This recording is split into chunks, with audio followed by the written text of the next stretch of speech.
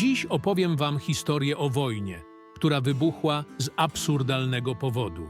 Ale czy ta historia w rzeczywistości wyglądała tak, jak ją zaraz przedstawię? Zastanowimy się nad tym na końcu, w podsumowaniu filmu. Dobrze? Zatem zacznijmy opowieść. W północnych Włoszech XIV wieku istniały dwa miasta, które nienawidziły się z pasją godną wielkich eposów. Bolonia i Modena. Ich spory trwały od pokoleń, o granice, o wpływy, o politykę.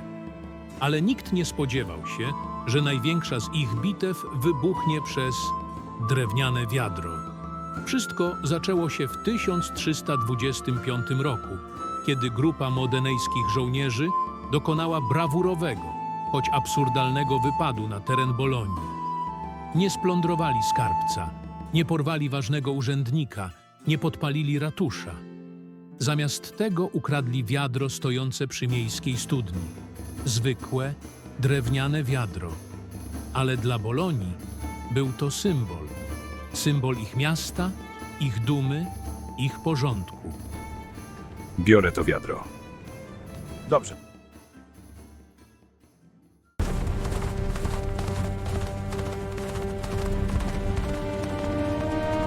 Kiedy mieszkańcy odkryli kradzież, wybuchła furia. Rada Miejska uznała to za akt niewyobrażalnej zniewagi. Zażądała natychmiastowego zwrotu wiadra. To szalej! Ale pokój jest tak za Spokój! Musimy rozważyć wszystkie strony. Jakie strony? Dostał koniec!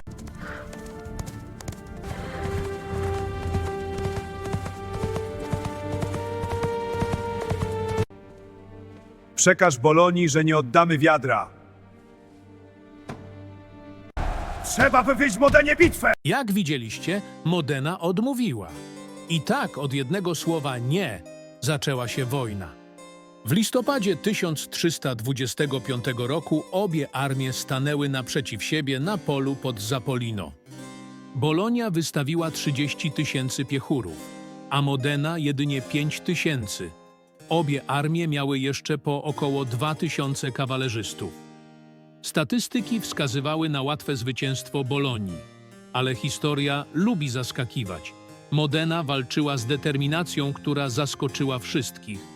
Bitwa była gwałtowna, chaotyczna i krwawa.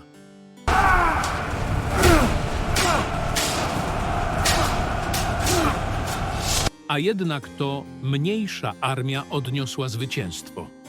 Bolonia została rozbita, jej żołnierze uciekli, a Modena triumfowała.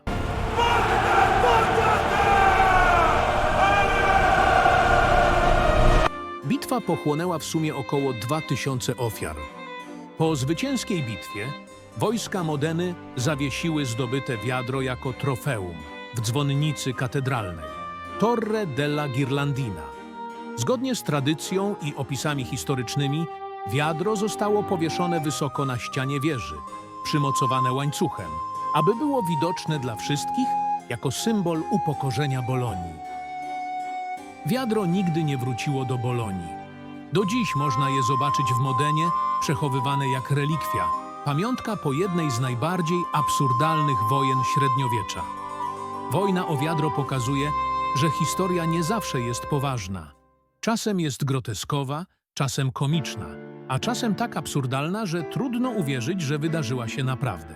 A jednak wydarzyła się i zostawiła po sobie legendę, która przetrwała 700 lat.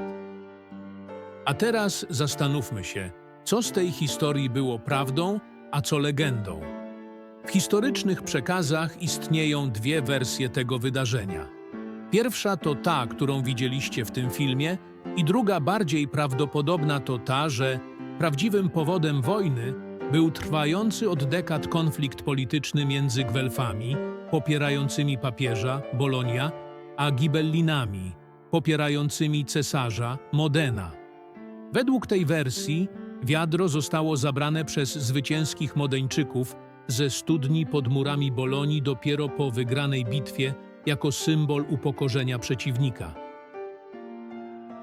Czyli faktem jest to, że Bolonia i Modena w XIV wieku to dwa nienawidzące się miasta. Faktem była bitwa, w której o wiele mniej liczna armia wygrała.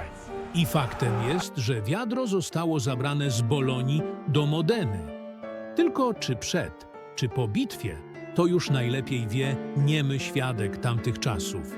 Zwykłe drewniane wiadro, które znajduje się obecnie w Camerino dei Confirmati w Palazzo Comunale w Modenie. Dziękujemy za wysłuchanie tej opowieści i zapraszamy do oglądnięcia innych filmów na tym kanale.